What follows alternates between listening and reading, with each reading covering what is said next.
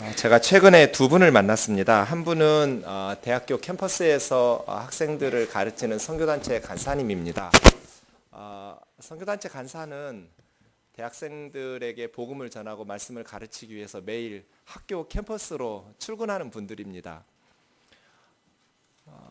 간사님이 저하고 연배가 비슷한데 좀 가슴 아픈 얘기를 합니다. 목사님, 제가 처음에 간사 활동할 때, 그리고 저희들이 학교를 다니면서 막 이렇게 간사로 시작할 때만 해도 교회의 대학 청년부에 다니거나 선교단체에서 신앙생활하는 대학생들, 청년들이 약 30%를 웃도는, 그러니까 10명 중 3명 정도는 크리스찬이었습니다. 그런데 20여 년이 지난 지금 교회 대학부 청년부에 다니거나 선교단체에서 신앙생활하는 그러한 젊은이들은 5% 미만입니다. 그러니까 10명 중에 1명도 교회를 다니지 않는 거예요. 불과 20여 년 만에 한국 교회에서 젊은이들이 사라져 버렸어요. 또 다른 한 분은 선교사님들을 훈련시켜서 외국에 파송하는 선교회의 대표 목사님이셨습니다. 그 선교사님의 말씀도 간사님의 말씀과 비슷합니다. 한국 선교에 대해서 가장 잘 아는 분입니다. 예전에 선교사님이 선교지로 나갈 때만 해도 젊은이들이 많이 선교사로 자원했었는데 지금은 선교사로 헌신하는 젊은이들이 없어서 선교회들마다 고민거리라는 말씀을 하셨습니다. 당연하죠. 젊은이들이 신앙생활을 하지 않으니 선교사로 헌신하고 나가려는 그러한 젊은이들도 줄어들어서 많이 어려워지는 것 같습니다. 왜 이렇게 됐을까? 지금 한국교회는 내리막길로 미끄러지고 있습니다. 한국교회가 왜 이렇게 내리막길을 걷게 되었을까? 무엇이 원인일까? 지난 2월에 기독교윤리 실천본부라는 기윤실이라고 줄여서 말하는 단체에서 설문조사 하나를 했습니다. 19세 이상의 성인 남녀들을 대상으로 설문조사했는데 제가 그 홈페이지에 들어가서 봤더니 아주 자세하게 분석해 놨어요. 설문 결과를. 이 결과에 의하면 왜 지금 한국 기독교가 내리막길을 걷고 있는지를 알 수 있습니다. 개신교를 신뢰하는가라는 질문에 신뢰한다가 19.4%입니다. 전혀 신뢰하지 않는다가 2배 이상 많습니다. 44.6%입니다. 신뢰하지도 않고 신뢰하지 않지도 않고 그냥 뭐 보통이다 하는 분들이 36%입니다. 믿지 않는 사람들만을 추출해서 분석해 보았습니다. 기독교를 매우 신뢰한다 0.3%, 99.7%는 기독교를 매우 신뢰하지는 않는다입니다. 약간 신뢰한다가 11%입니다. 절대로 신뢰하지 않는다 19.1%, 조금 신뢰하지 않는다 32%가 좀 넘습니다. 그래서 지금 현재 믿지 않는 사람들이 기독교를 50% 이상이 신뢰하지는 않습니다. 10명 중에 2명은 절대로 신뢰하지 않는답니다. 0.3%만 신뢰한답니다. 절대 신뢰한다. 바로 한국교회가 내리막길을 걷게 된 이유는 믿지 않는 사람들로부터 신뢰를 상실했기 때문입니다. 교회 다니는 사람들, 그리고 목사들, 교회를 믿을 수가 없는 거예요. 믿지 않는 사람들이 볼 때 예수 믿는다고 하면 신뢰할 수가 있어야 되는데 오히려 그 사람들을 더 신뢰할 수 없는 거예요. 이것이 한국교회가 지금 내리막길을 걷게 된 이유라고 저는 봅니다. 간디가 이런 말을 했습니다. 나는 그리스도를 좋아한다. 하지만 그리스도인은 좋아하지 않는다. 왜냐하면 그리스도인들이 그리스도와 같지 않기 때문이다. 아마 믿지 않는 세상 사람들이 저 간디의 말에 동의할 것 같습니다. 난 예수님 좋다. 그러나 예수 믿는 사람들 싫다. 왜냐하면 예수 믿는 사람들은 예수님과 다르기 때문이다. 그래서 우리가 구호를 바꿔야 됩니다. 예수 믿고 복 받자는 말을 이제 그만해야 돼요. 예수 믿고 예수님 닮아가자고 외쳐야 돼요. 그것이 우리 신앙생활의 목표가 돼야 돼요. 예수님 믿은 성도들이 이제는 예수님처럼 살아가기 위해서 힘쓰고 노력하자가 돼야죠. 그런 의미에서 오늘 본문 12장 1절이 안 돼서 한국교회가 무너지고 있다고 저는 봅니다. 로마서 12장 1절을 회복하지 않는 이상 한국교회의 부흥은 불가능하다라고 보는 것입니다. 우리 같이 한번 본문 1절을 천천히 읽어보겠습니다. 시작. 그러므로 형제들아 내가 하나님의 모든 자비하심으로 너희를 권하노니 너희 몸을 하나님이 기뻐하시는 거룩한 산 제물로 드리라. 이는 너희의 드릴 영적 예배니라. 가만히 보시면 그러므로 형제들아 내가 하나님의 모든 자비하심으로 너희를 권하노니, 이 권한다라고 번역된 말이 요청한다, 촉구한다, 간원한다, 간절히 원한다는 뜻입니다. 내가 너희에게 간절히 원하는데 원하는 내용이 뒤에 나오고요. 앞에는 세 가지로 간원하는, 권면하는 근거가 나옵니다. 첫 번째 그러므로, 두 번째 형제들아, 세 번째 하나님의 모든 자비하심으로 너희를 권한다. 그러므로 권하고 형제들이기 때문에 권하고 하나님의 모든 자비하심 때문에 권면한다 하면서 권면하는 내용이 이어지는데 너희 몸을 하나님이 기뻐하시는 거룩한 산 제물로 드려라. 이것이 너희가 드릴 영적 예배다. 먼저 근거들부터 하나씩 보겠습니다. 그러므로입니다. 그러므로 로마서는 크게 두 부분으로 이루어져 있습니다. 1장에서 11장, 12장에서 16장. 1장에서 11장을 교리라고 말하고요. 12장에서 16장을 생활이라고 말합니다. 물론 교리 안에도 생활이 들어가 있고 생활 안에도 교리가 들어가 있지만 주로 그렇게 크게 나눌 수 있다는 의미입니다. 바울은 1장에서 11장까지 예수 그리스도의 복음의 교리를 설명했습니다. 위대한 교리입니다. 구원받는 위대한 하나님의 복음에 대해서 1장에서 11장까지 잘 설명해 놨습니다. 그리고 끝나지를 않고 12장에서 16장까지 이제 구체적이고 실질적인 그리스도인의 삶에 대해서 설명하고 있습니다. 그래서 그러므로입니다. 너희가 예수 그리스도의 복음을 깨닫고 믿고 크리스찬이 되었으니 그러므로 이제는 그리스도인의 삶을 살아야 된다는 것입니다. 이 접속사가 중요합니다. 많은 교회와 성도들이 1장에서 11장까지는 잘 아는데 그러므로가 안 나옵니다. 예수님을 믿었습니다. 복음을 듣고 깨닫고 믿어서 크리스찬이 되었습니다. 그런데 11장에서 끝나버립니다. 그러므로 12장부터 16장까지 이어져야 되는데 그러므로가 없기 때문에 한국교회가 내리막길을 걷게 된 것입니다. 여러분의 신앙생활을 살펴보십시오. 1장에서 11장이 있습니까? 예수 그리스도로 말미암아 인간의 선행이나 의로움을 통해서 구원받은 것이 아니라 예수 그리스도의 십자가의 은혜로 말미암아 우리 죄가 용서받고 하나님의 자녀가 되었습니다. 자, 그 다음 어떻게 살고 있습니까? 그러므로가 나오고 있습니까? 그러므로 이제는 하나님을 기쁘시게 하는 삶을 사는 삶이 나오냔 말입니다. 혹시 그런 데는 아닙니까? 1장에서 11장까지 예수 그리스도를 믿었는데 그런데 삶은 엉망인 저와 여러분의 삶의 접속사가 뭡니까? 그러므로여야 됩니다. 예수 그리스도의 복음을 들었으면, 예수 그리스도의 은혜를 받았으면, 예수 그리스도를 믿는 하나님의 자녀가 되었으면 이제는 그러므로 이제 우리의 남은 삶은 하나님을 기쁘시게 하는 거룩한 산 제물이 되어야 하지 않겠습니까? 이 그러므로가 부재한 교회는 부패할 수밖에 없습니다. 하나님의 은혜는 말합니다. 예수 그리스도의 사랑을 말합니다. 그런데 윤리적인 삶이 없습니다. 그래서 믿지 않는 사람들로부터 기독교인들을 믿을 수가 없다. 신뢰할 수 없다. 어떻게 하나님의 복음이 그들에게 전파될 수 있겠습니까?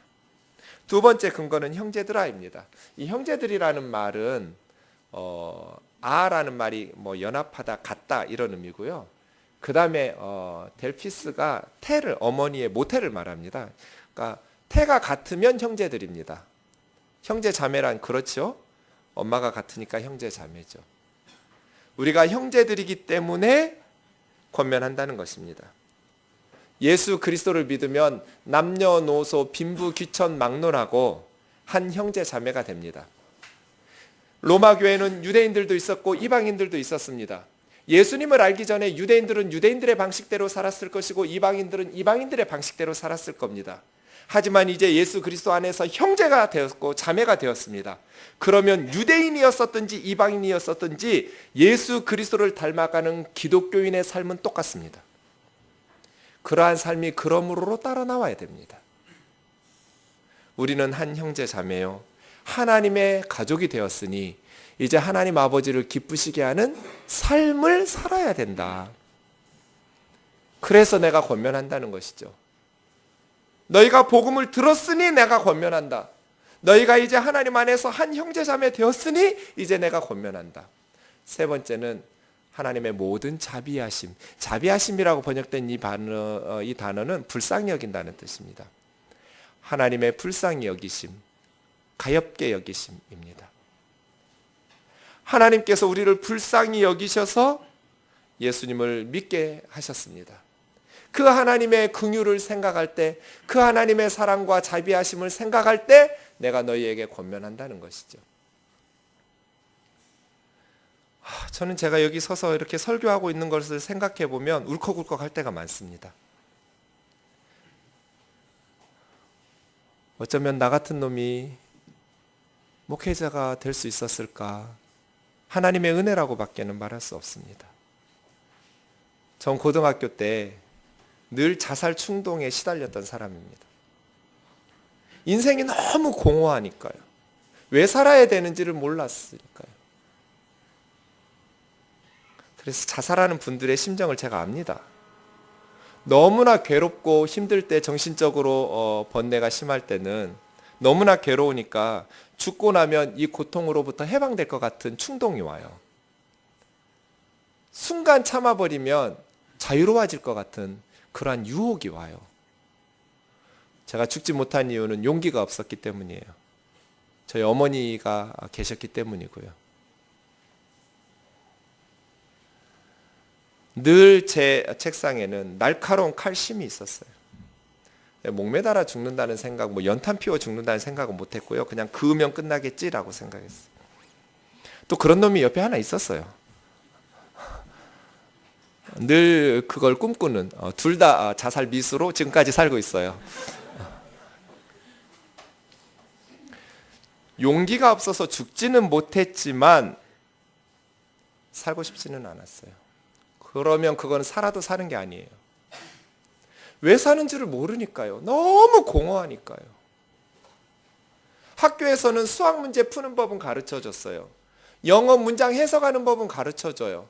그런데 아무리 공부를 열심히 해도 왜 살아야 되는지 삶의 의미를 가르쳐주지는 않았어요. 내가 왜 살아야 되는지 배운 적이 없어요.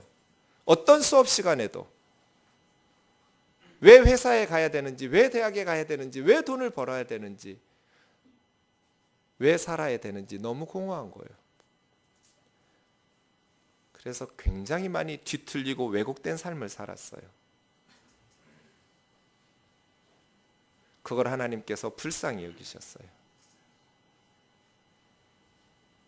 하나님이 불쌍히 여기셔서 대학교 1학년 때 요한복음 알게 하셔서 예수님을 만나게 해주신 거예요. 아, 요한복음이 거짓말이 아니구나. 신약 성경이 진짜구나. 이게 사실이구나. 근데 왜 목사님들은 그렇게 살까? 이 진짜를 믿으면서 왜 가짜처럼 살아갈까? 그렇게 막 생각했었어요. 사랑하는 형제 자매 여러분, 바울이 하나님의 자비하심을 묵상했어요. 죄인 중에 괴수인 자기를 다메섹 도상에서 만나주신 그 은혜의 하나님, 하나님이 엉망진창으로 살아가고 있는 사도 바울을 불쌍히 여기셔서 예수 그리스도를 깨우쳐 주시고 예수 그리스도로 말미암아 하나님의 자녀 되게 하신 그 하나님의 자비하심을 묵상했어요. 그랬더니 그러므로가 따라 나온 거예요. 우리에게 베푸신 하나님의 긍휼, 우리처럼 모자르고 우리처럼 왜곡되고 뒤틀렸고 엉망진창으로 살던 우리에게 하나님의 아들 예수 그리스도를 알게 하시고 믿게 하셔서 하나님의 자녀 삼아주신 하나님의 자비하심, 이 하나님의 모든 자비하심을 묵상할 때 사도 바울은 권면할 수밖에 없었어요. 이제는 하나님을 기쁘시게 하는 삶을 살자. 우리를 그렇게 불쌍히 여기셔서 하나님의 자녀 되게 하신 하나님의 은혜를 묵상할 때, 그 하나님의 긍휼과 자비하심을 묵상할 때 거룩한 삶을 살 수밖에 없었어요. 이 세 가지예요. 1장에서 11장까지 복음을 들었어요. 그러므로예요. 예수 그리스도의 복음을 듣고 하나님을 믿는 하나님의 자녀가 되었어요. 형제자매가 되었어요. 그래서 그러므로예요. 하나님의 긍휼히 여기심, 우리를 방치하고 내버려 두지 않으시고 그냥 가만 진노를 쌓아두다가 하나님께서 우리를 심판하지 않으시고 우리를 깨우쳐 주셔서 예수 그리스도를 믿게 하시고 회개하게 하시고 하나님 자녀 되게 하신 그 긍휼과 자비하심을 묵상했어요. 그랬더니 그 다음 권면이 생겼어요. 권면의 내용은 뭐예요? 너희 몸을 하나님이 기뻐하시는 거룩한 산 제물로 드리라 해요. 너희 몸을 제물로 드리라는 거예요. 번제단을 떠올렸어요. 그 예배와 제사의 이미저리를 사용했어요. 구약의 짐승들을 번제단에서 불태워서 하나님 앞에 바치듯이 너희 몸을 거룩한 제물로 하나님께 바쳐라. 여기서 이 몸이라는 소마라는 단어가 충격적이에요.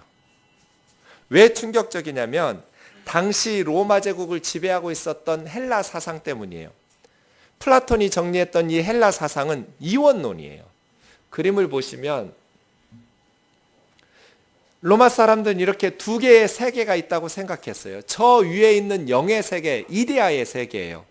그리고 지금 이 세상에 있는 세계는 육의 세계예요.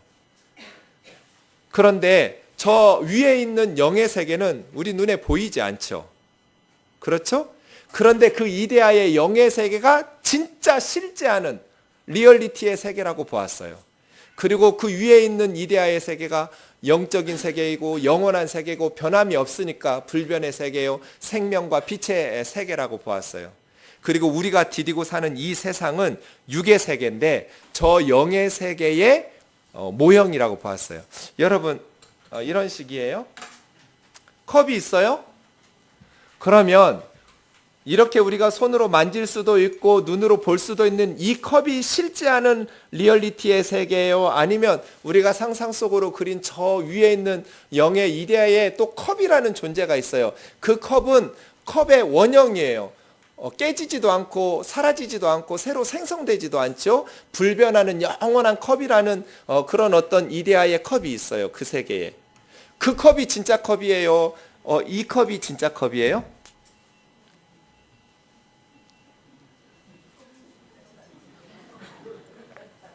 뭐 말도 안 되는 소리를 하고 있느냐고. 이 컵이 진짜 컵이지. 거기는 허구, 실제하지 않고 상상 속에 만들어낸 이상적인 그러한 세계지. 그렇죠? 그런데 이걸 로마 사람들은 바꿔서 생각했어요.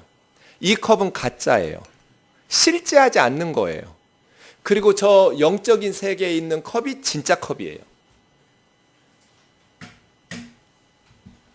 주전 326년에 알렉산더가 팔레스타인을 정복했어요. 그래서 로마서 때까지 350년 이상 동안 이스라엘 사람들도 이 플라톤이라는 이름을 알든지 모르든지 이런 헬라의 이원론적 사고방식에 젖어 있었어요. 그래서 이 사람들은 우리 눈에 보이는 이러한 세상은 진짜인 것처럼 보여서 사람들을 속이는 가짜 세상이라고 보았어요. 진짜 세상은 저 위에 있는 세상이에요. 왜냐하면 진짜는 불변하는 세계여야 하기 때문이에요. 그리고 육의 세상, 이 세상은 모조품이고 진짜의 모조품일 뿐이고 이 세상은 감옥이고 어둠이고 죽음의 세상이라고 보았어요. 이런 세계관을 가지고 있었던 거예요. 자, 그러면 우리의 몸은, 육은 어둠과 죽음의 세상이에요. 이 육은 가짜예요. 그런데 우리 육이라는 감옥 안에 영혼이 갇혀 있는 거예요. 그래서 소마, 몸은 소메, 감옥이다. 영혼의 감옥. 이런 이원론적 세계관을 가지고 있는 거예요. 영과 육.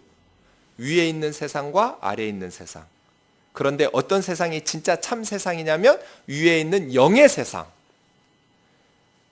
그러면 이 육의 세상은 뭐예요? 가짜예요. 이런 이원론을 가지고 있으면 두 가지 철학 사상 중에 하나가 돼요. 구체적으로 살아갈 때. 그게 나와 있는 것이 사도행전 17장이에요. 사도 바울이 아테네에서 설교할 때 아테네에 갔더니 에피쿠로스와 스토아 철학자들이 바울과 쟁론을 했어요. 바울이 아테네에서 복음을 전할 때 논쟁하던 사람들이 에피쿠로스 학파, 스토아 학파의 철학자들이에요. 에피쿠로스 학파는요, 육은 아무것도 아니라고 그랬잖아요. 영혼만 소중했다고 그랬죠? 그러니까 육체로 짓는 죄는 죄가 아니라고 여겨서 쾌락주의예요. 영만 소중하니까. 그 다음 저 스토아 학파들은요, 영이 중요하고 육이 악하니까 금욕주의예요. 육을 절제해야 돼요. 잘 먹지도 않고요. 부부관계도 가지지도 않고요. 그래야 영으로 돌아가서 구원받는다고 생각한 거예요. 육을 절제해야. 초대교회 가장 큰 이단이 영지주의예요. 영지주의는 이 헬라 이원론 때문에 시작한 거예요. 굉장히 많은 사람들이 영지주의 이단에 빠져서 요한일서에 보면 그리스도께서 육체로 오심을 부인하는 자들마다 적그리스도니 그래요. 영지주의는 가현설을 믿었어요. 예수님께서 육체로 오시지 않았다. 육체로 오신 것처럼 보였을 가짜 현상이에요. 가현. 가짜로 나타난 것처럼 보였을 뿐 예수님이 육체를 입고 세상에 오신 적이 없다. 이게 영지주의단이에요. 왜 이런 생각을 했냐면 육은 악하니까요. 영은 진리요 생명이요 빛이요. 영이 소중하고 육은 죽음이요 어둠이요 악한 것이니까 예수님이 육체를 입고 오실 리가 없다고 생각한 거예요. 이런 영육 이원론은 성경적 이원론이 아니라 플라톤의 이원론, 헬라 철학의 이원론이에요. 그래서 사도 바울은 그것을 깨고 있는 거예요, 지금. 너희 몸을 너희 영으로가 아니라 너희 몸으로 하나님이 기뻐하시는 거룩한 산제물로 드리라. 이것이 진짜 예배, 영적 예배다. 이것은 당시 정신세계 가치관의 핵폭탄이에요, 핵폭탄. 왜냐하면 당시 사람들은 육으로 하나님을 기쁘시게 할 수 있다는 생각을 못했으니까요. 영이 소중하니까요. 영. 근데 바울은 영이 아니라 육이라는 거예요.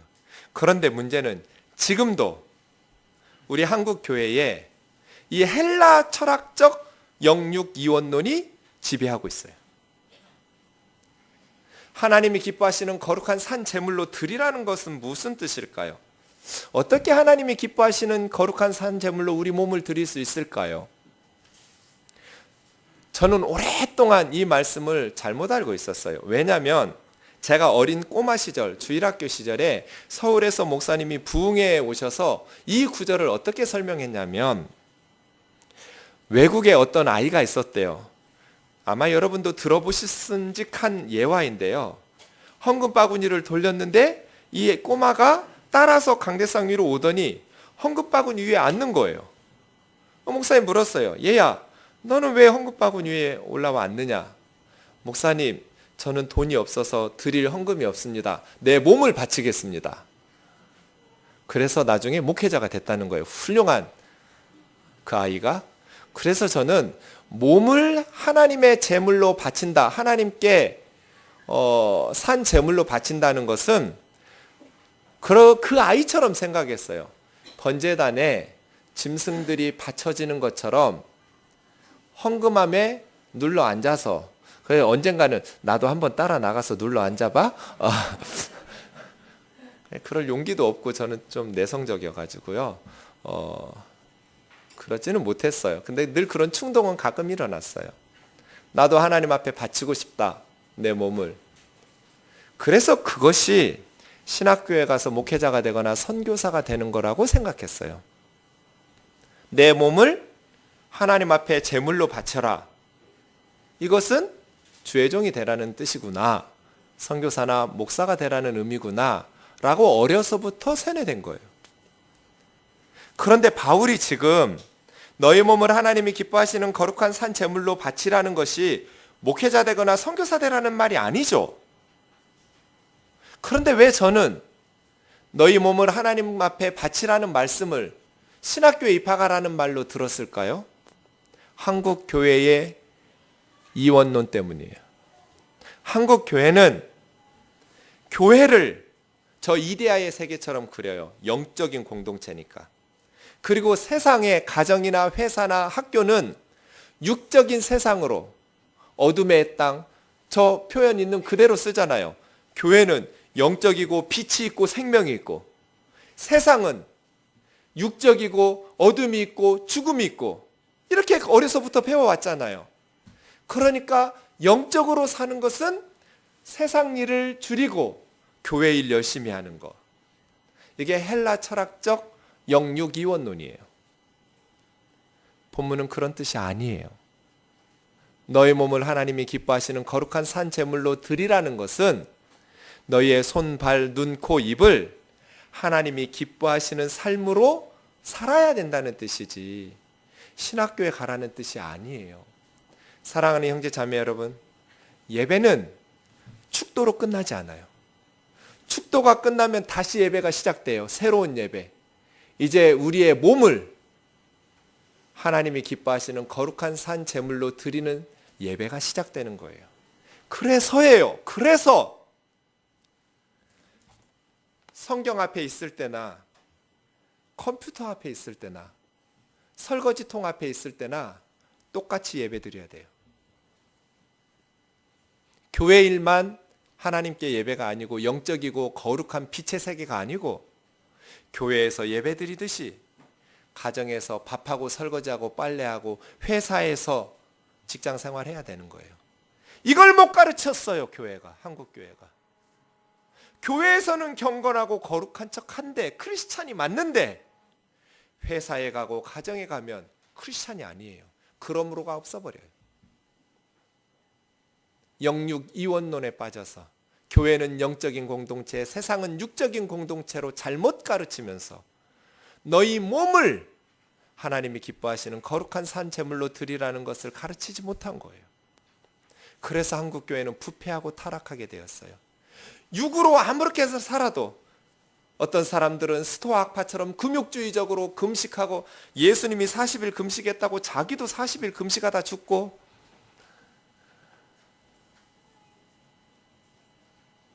절제하고 금욕하는 것이 하나님 기쁘시게 하는 것, 그렇다고 말할 수 없죠.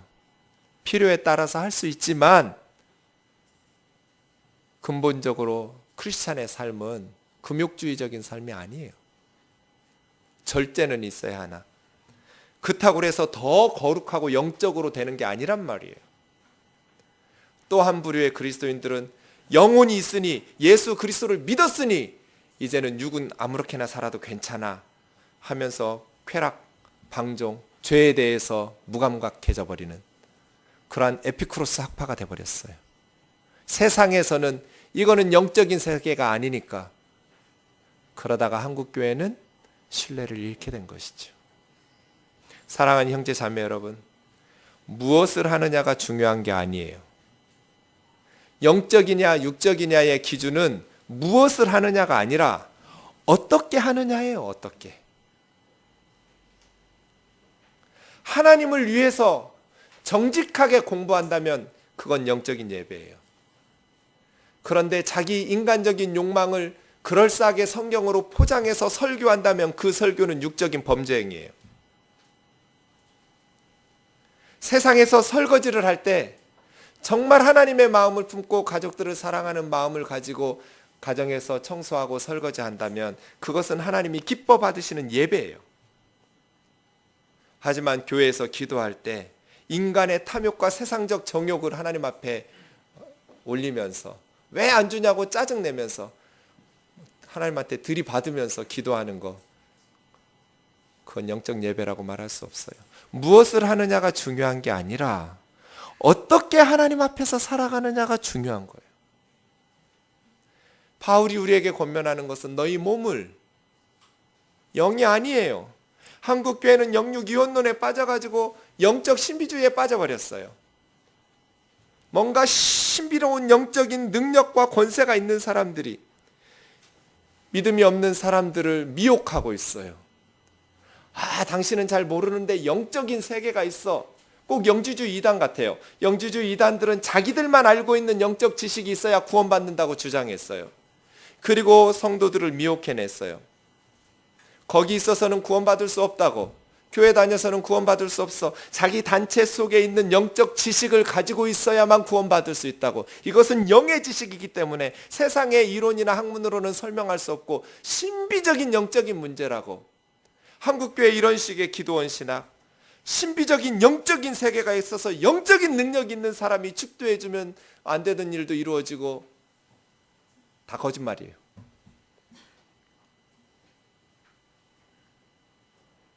그런 신비적인 영적인 세계 없어요. 예수 그리스도가 영이에요. 바울처럼 체험을 통해서 예수님을 알게 됐든지, 아니면 디모데처럼 어려서부터 외할머니, 할머니, 어머니를 통해서 신앙생활을 하게 됐든지 과정 중요하지 않아요. 지금 내가 예수 그리스도를 누구라고 고백하느냐, 예수님에 대한 신앙 고백이 중요한 거예요. 그것이 영이에요. 예수 그리스도가 가장 신비로운 분이에요. 하나님의 아들이 우리 죄를 위하여 십자가에 죽으셨다. 예수님은 우리 죄를 위하여 십자가에 죽으신 하나님의 아들이시다. 이것을 깨닫고 믿는 것이 영 중의 영이요 신비 중의 신비예요. 이 이상 넘어서는 영도 없고 신비도 없어요. 예수 그리스도가 영이며 신비예요. 예수 그리스도가 생명이고 진리이고 빛이에요. 예수 그리스도를 떠나서 뭔가 오묘한 진리, 영적 세계 없어요. 거짓말이에요. 목사들이 무당짓 하면 안 돼요. 자기들이 체험하는 영적 세계가 있어. 자기들이 체험하는 신비적인 능력이 있어서 믿음 없는, 기도도 별로 많이 하지 않는 성도들 은근히 돈 헌금 바치게 하면서 무당짓 하고 있는, 그러다가 한국교회는 지금 망한 거예요. 사랑하는 형제 자매 여러분,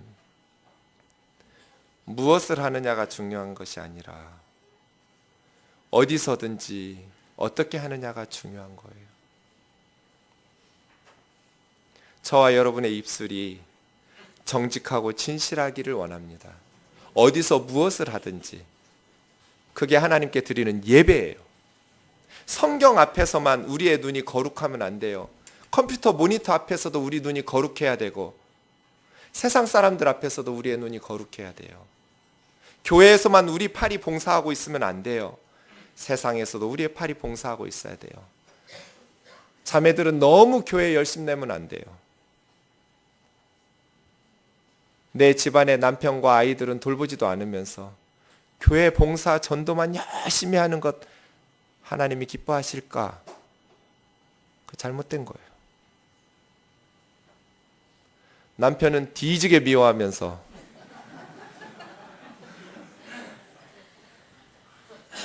마지못해 죽지 못해 밥 해주고 빨래하고 설거지하면서 교회에서는 천사처럼 봉사해.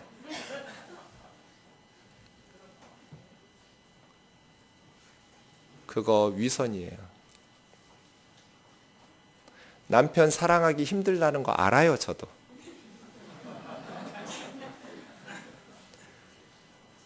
하지만 기독교의 복음이 뭐예요? 원수를 사랑하라예요. 그러려고 기도하고 노력하면서 가정에서 내가 가사 활동하는 것이 하나님 보시기에 기뻐하시도록, 그게 예배예요. 교회 예배는 중요하지 않다는 게 아니에요. 바울이 교회 예배는 드리지 말라고 하지도 않았어요. 어디 신약 성경에도 그런 말씀은 없지요. 하지만 예배란 교회에서만 드리는 게 아니다. 우리의 삶의 전 영역이 하나님께 드려지는 예배 처소며 제단이다. 하나님을 기쁘시게 하는 삶으로 이제 하나님의 사랑과 긍휼히 여기심을 받은 우리는 그렇게 살아야 된다는 거예요. 그것이 하나님께서 기뻐 받으실 너희가 드릴 영적 예배다. 영적 예배라는 것은 영적이라는 의미보다 스피리추얼이 아니에요. 이게 리즈너블한, 이성적이고 합리적인 예배라는 뜻이에요. 그게 더 온전한 예배란 뜻이에요. 영적 예배가 있고 육적 예배가 따로 있는 게 아니에요. 세 가지 하나님이 기뻐하시는 예배가 돼야 돼요. 하나님이 기뻐하시는, 그리고 거룩한 예배가 돼야 되고 살아있는 예배가 돼야 돼요. 하나님을 기쁘시게 하는 예배자가 되기를 주의 이름으로 축원합니다. 하나님 기쁘시게 못하는 예배들이 많았어요. 특별히 이사야 1장 11절에서 17절에 보면 나와 있어요. 그 중에 12절과 13절을 제가 읽어볼게요. 이사야 1장 12절이요. 너희가 내 앞에 보이러 오니 이것을 누가 너희에게 요구하였느냐? 내 마당만 밟을 뿐이니라. 헛된 재물을 다시 가져오지 말라. 분향은 내가 가증히 여기는 바요. 월삭은 매월 1일에 드리는 예배예요. 안식일, 대회, 큰 성회로 모이는 것도 내가 가증히 여긴다. 하나님께서 이스라엘 백성들의 예배를 거부하고 계셔요. 언제 내가 너희들한테 예배드리러 오라고 요구하더냐? 너희가 내 마당만 밟고 있지 않느냐? 헛된 헌금 예물 다시 가져오지도 말아라. 하나님 앞에 분향하는 건 내 진짜 가증스럽다. 너희들이 모여서 예배드리는 게 하나님을 불편하게 한다는 뜻이에요. 왜요? 앞뒤 문장을 보면 하나님 앞에 예배드리면서 이 이스라엘 백성들이 악을 행하고 있기 때문이에요. 안식일에 거룩하게 예배드렸으면 세상에 나가서 이제 그 말씀대로 순종하면서 그러므로 하고 하나님을 기쁘시게 하는 삶을 살아야 하잖아요. 그런데 안식일에 성전에 모여서 예배드리고 세상에 나가서는 손에 피를 흘리고 입으로는 온갖 저주와 거짓말이 가득하고 마음속에는 탐욕과 저주가 가득하고 발은 악을 행하고 피를 흘리는데 빨리 달려가 버리고 세상에서는 그렇게 못된 짓 잔뜩 하면서 살면서 안식일에 나와서 희생제물 드리고 분향하고 거룩거룩하면서 찬송하니 하나님께서 미치겠는 거예요. 그만 좀 해라. 나 좀 그만 괴롭혀라. 사랑하는 형제 자매 여러분, 주일에 드리는 우리 예배가 하나님을 기쁘시게 하려면 월요일부터 토요일까지 우리의 삶이 하나님을 기쁘시게 하는 또 다른 예배가 돼야 돼요. 월요일부터 토요일까지 제대로 못 살면 주일에 드리는 우리 예배를 하나님께서 똑같이 말씀하실 거예요. 예배는 주일에만 드리는 게 아니에요. 축도가 끝나면 또 다른 예배가 시작된다라는 것을 기억하셔야 돼요. 그래서 우리의 손으로, 우리의 발로, 우리의 입술로, 우리의 눈으로, 코로, 입으로 하나님을 기쁘시게 할 것을 생각하면서 살아야 돼요. 그러려면 거룩하게 살아야 돼요. 거룩한 산재물이어야 돼요. 거룩이라는 것은 분리됐다는 뜻이에요. 세상 사람들과 구별돼야 돼요. 남들도 다 그렇게 사는데 그건 거룩한 게 아니에요. 나는 하나님의 자녀가 되었으니까 그러므로 이제는 거룩하게 산다라는 것은 몸을 움직인다는 거예요. 몸을 제외해서 우리의 영혼으로 하나님을 기쁘시게 하는 방법은 없어요. 우리의 영혼이 하나님을 바라고 있다면 우리의 눈, 코, 입, 손과 발이 그렇게 움직일 거예요. 그러니 너희 몸을 하나님을 기쁘시게 하는 거룩한 그 다음 산제물로 드려야 돼요. 살았다라는 것은 죽은 것이 아니에요. 구약의 짐승제사는 죽여서 바쳤지만 이제 우리는 살아있는 제사로 죽어있는 예배 되지 않기를 원합니다. 살아있어야 돼요. 온유월에 쭉 혀 내밀고 자빠져 있는 개처럼 섬기지 마시고 살아있는 물고기처럼 파닥파닥파닥 그렇게 살아야 돼요. 여기서 산이라는 단어는 현재 진행형이에요. 계속해서예요. 계속해서 살아있는 제물로 하나님 기뻐 받으실 수 있도록 이것이 진짜 하나님 원하시는 예배다. 사랑하는 형제 자매 여러분, 우리의 삶 속에서 예배가 회복되기를 주의 이름으로 축원합니다. 주일에 모여서 예배 잘 드리고 말씀 잘 배우고 세상에 나가서 또 다른 예배를 삶 속에서 살아드림으로써 하나님을 기쁘시게 하는 거룩한 산 제물이 되는 그러한 삶이 되기를 원합니다. 그렇게 우리가 진정한 예배자가 되려면 2절이 있어야 돼요. 2절이 없으면 1절은 불가능해요. 1절 말씀 들을 때 아무리 아멘으로 큰 소리로 우리가 그렇게 진정한 예배자 되기를 원하여도 2절이 없으면 1절은 불가능해요. 우리 2절 같이 한번 읽어보겠습니다. 시작. 너희는 이 세대를 본받지 말고 오직 마음을 새롭게 함으로 변화를 받아 하나님의 선하시고 기뻐하시고 온전하신 뜻이 무엇인지 분별하도록 하라. 왜 제가 그렇게 말씀드렸는지 아시겠죠? 하나님의 선하시고 기뻐하시고 온전한 뜻이 무엇인지 분별이 돼야 하나님을 기쁘시게 할 거 아니에요. 맞죠? 하나님의 선하시고 기뻐하시고 온전하신 뜻이 무엇인지 알아야 하잖아요. 그래야 하나님을 기쁘시게 하면서 거룩한 산 제물로 우리 삶을 드릴 거 아니겠어요? 하나님이 선하시고 하나님의 선한 뜻 있고 악한 뜻, 기뻐하는 뜻, 슬퍼하는 뜻 따로 있는 게 아니고 하나님의 뜻은 선한 것이고 기뻐하시는 것이고 온전하신 거예요. 그런데 그 하나님의 선하시고 기뻐하시고 온전하신 뜻을 어떻게 분별할 수 있느냐? 앞에 2가지 명령이 있으면 저건 결과예요. 그래서 우리의 삶을 진정 하나님을 기쁘시게 하는 거룩한 산 제물로 우리 몸을 드리기를 원한다면 2절의 2가지 명령 그리고 그 결과인 하나님의 선하시고 기뻐하시고 온전하신 뜻을 분별할 능력이 있어야 돼요. 어떻게 해야 하나님의 선하시고 기뻐하시고 온전하신 뜻을 분별할 수 있게 돼요? 첫 번째 명령, 이 세대를 본받지 마라. 2번째 명령, 마음을 새롭게 함으로 변화를 받아라. 원문에 보면 이 2가지가 명령형으로 되어 있어요. 우리 한글 번역은 좀 매끄럽지 못해요. 이 세상을 본받지 말아라. 이 세상 본받지 말고 마음을 새롭게 하고, 여기 마음은 감정이 아니에요. 감정을 컨트롤할 수 있는 생각이에요. 가치관, 마인드예요. 마인드를 바꿔라예요. 생각을 새롭게 하여 변화를 받으라예요. 우리의 마인드가 이 세상을 본받지 않고 예수 그리스도의 진리의 말씀으로 성령의 은혜로 새로워져야 우리의 마음의 눈이 깨끗해야 하나님의 뜻을 보죠. 많은 교회들이 비리를 가지고 세상의 법정에서 재판을 받아서 유죄 판결을 받아도 그 부패한 목사들에게 수천 수만 명의 성도들이 추종하고 있어요. 왜 그럴까요? 가끔 받는 질문이에요. 목사님, 그 성도들은 그 담임 목사님이 그렇게 언론과 사회에 지탄을 받고 방송에 이야기해도 왜 거기를 계속 다닐까요? 저의 대답은 이거예요. 하나님의 선하시고 기뻐하시고 온전하신 뜻이 분별하지를 못하기 때문이에요. 분별력이 없어요.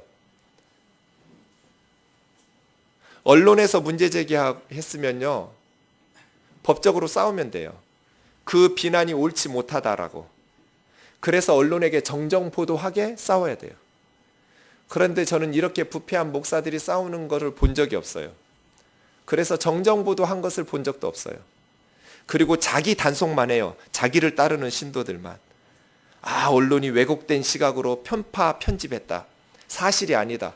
그렇게 밝히 드러내도 못 봐요. 맹인들이 돼가지고. 왜 영적 맹인이 될까요? 이 세대를 본받고 변화를 받지 못한 새로워진 마음이 없기 때문이에요. 교회를 다니는 사람들도 이 세상 속에 살기 때문에 세상의 가치관에 젖어 있어요. 그러면 하나님의 뜻을 분별할 수가 없게 돼요. 세상적 가치관으로 요즘 문제가 됐던 S교회는 사랑의 교회일 수도 있고 사망의 교회일 수도 있어요. 성도들이 뭐라 그래요? 아무리 비난해도 좋은 예배당에 오니까 너무 좋다. 이 세대적 가치관에서 벗어나질 못해요.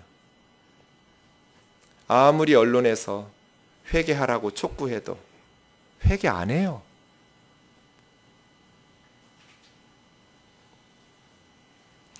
마음이 새롭게 변화되지를 못해요. 마인드가 변화되지를 않으니까 하나님의 뜻을 분별하지를 못해요. 사랑하는 형제 자매 여러분, 저와 여러분의 마음이 언제나 하나님의 말씀으로 새로워질 수 있기를 주의 이름으로 축원합니다. 그래야 하나님의 선하시고 기뻐하시고 온전하신 뜻이 무엇인지 분별력이 생겨요. 말씀을 마치겠습니다. 4년 전에 우리 교회에서 전 역사편찬 위원장이신 이만열 교수님 모시고 10주 동안 한국 기독교사를 공부한 적이 있습니다.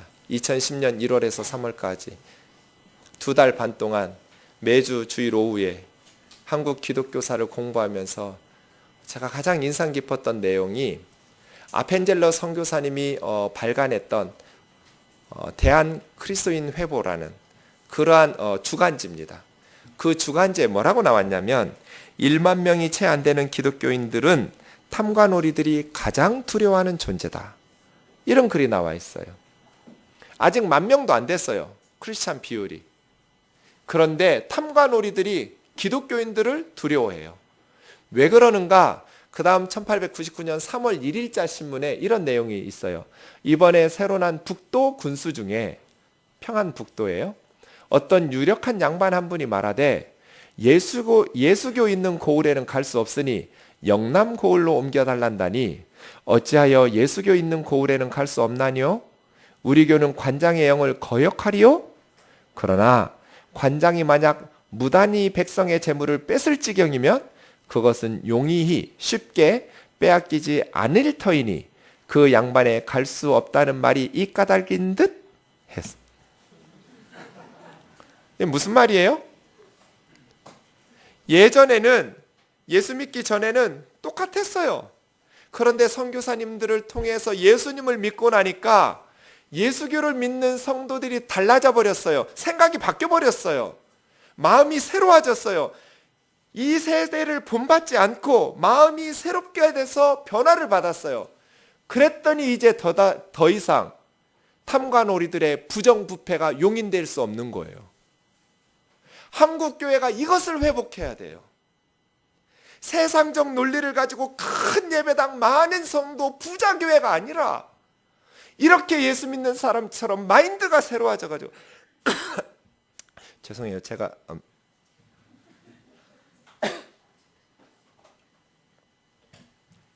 기도를 많이 해서 목이 쉰 게 아니라 감기 걸려서 목이 쉰 거예요. 혹시 오해하실까 봐 우리 목사님 기도 많이 하신다고 목이 쉬었다고. 저는 그 부담을 견딜 수가 없어요. 어디까지 했죠? 이 세대를 본받지 말고 마음을 새롭게 해라. 마인드를 변화시켜라. 그래서 부정부패가 용납되지 못하도록 세상에서 살아라. 영적으로 하나님이 기뻐하시는 재물 드린다고 해서 신학교 갈라 생각하지 말고 신학교에 있든지 교회에 있든지 집에 있든지 회사에 있든지 정직하고 진실해라. CEO들을 만나보면 고민이 똑같아요. 설문조사 해봐도 CEO들의 고민 1위가 뭐겠어요? 직원은 많은데 믿고 맡길 사람이 없다예요. 사람이 없다. 그리스도인들이 이렇게 많이 직장 생활을 하는데 왜 사람이 없어요? 예수 믿는 사람은 분명하구나. 요셉처럼 그래야 하잖아요. 믿지 않는 보디발이 보니까 하나님 믿는 요셉은 너무나 정직하고 진실해요. 자기의 모든 것을 다 맡겼잖아요. 우리가 그렇게 살아야죠. 교회에서만 열심 낼 것이 아니라 우리 세상에서 그렇게 살아야죠. 청년들을 목회하다 보니까 영적으로 산답시고 세상에 적응을 못해. 사회 부적응자들이 많아요. 그러면서 내가 볼 땐 지가 문제인데 회사가 문제라고 그래요. 몇 달 못 버티고 쫓겨나고 옮기고 하다가 신학교 가요. 그러면 어떻게 되겠어요, 목회가? 세상에서 소금과 빛의 사명을 감당할 수 있어야죠. 이 세상에서 하나님을 기쁘시게 하는 믿지 않는 사장님들에게 인정받아야죠. 정의롭게 진실하게 살아야죠. 제가 신대원 입학하자마자 자퇴할 뻔했어요. 3개월도 안 돼서. 첫 시험을 봤어요. 신학대학원에 입학해서. 처음 시험을 보다가 고개가 아파서 고개를 잠깐 들었는데 내 앞에 있는 분이 옆에 있는 분을 컨닝하는 거예요. 그래가지고 너무 시험이 들었어요. 목사 될 사람이 어떻게 치팅을 할까? 그리고 나서 책상을 봤더니요, 깨끗한 책상이 하나도 없어. 신학교에. 다른 과 학생은 없었어요. 신학대학원이었기 때문에 다 목사 되거나 선교사 될 사람들이에요. 신학 교수 되거나. 연습장이 모자라서 거기다가 연습했겠어요? 그렇게 조그만 글씨로?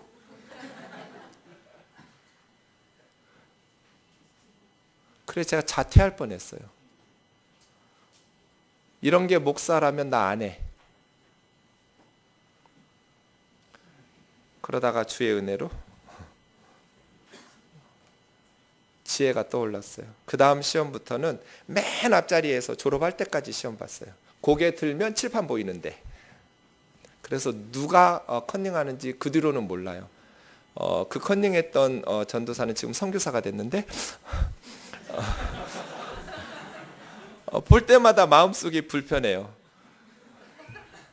저는 그 선교사님보다 훨씬 못되게 사는지도 모르는데 그럼에도 불구하고 그때 생각이 나요. 목사 되고 설교하고 기도하는 게 중요한 게 아니에요. 기도할 때도 하나님을 기쁘시게, 거룩하게 살아있게, 설교할 때도 하나님을 기쁘시게, 집에서 일할 때, 회사에서 일할 때, 남편을 대할 때, 아이들을 대할 때, 아내를 대할 때, 윗사람을 대할 때, 회사에서 아랫사람 대할 때 예배 드리듯 해야 돼요. 하나님을 기쁘시게, 거룩하게, 믿는 사람답게, 하나님의 자녀답게 아버지 역할하고 어머니 역할하고 남편 역할하고 아내 역할하고 자녀 역할을 해야 돼요. 회사에서도 그래야 돼요. 이것이 회복되지 않으면 한국교회가 아무리 사람들이 몰려들고 아무리 돈이 많이 생겨도 한국교회는 소망이 없습니다. 하나님께 소망을 둡시다. 하나님의 능력이 떨어진 것도 아니고 우리를 향한 사랑이 줄어드신 것도 아닙니다. 문제는 우리입니다. 하나님에게 문제가 있는 것도 아니고 세상에 문제가 있는 것도 아닙니다. 우리가 문제입니다. 세상 속에서 믿는 사람답게 우리 말과 행실을, 우리의 삶을, 우리 몸을 신뢰받을 수 있도록 하나님을 기쁘시게 하고 사람들을 복되게 하는 삶을 살기를 주의 이름으로 축원합니다. 여기서부터 회복되지 않으면 한국교회는 소망이 없고, 이 로마서 12장 1절이 회복되면 1절 회복되려면 2절부터 돼야 돼요. 한국교회는 하나님께서 다시 살리실 줄 믿습니다. 뜨인돌 찬양 1장 부르고 기도하겠습니다.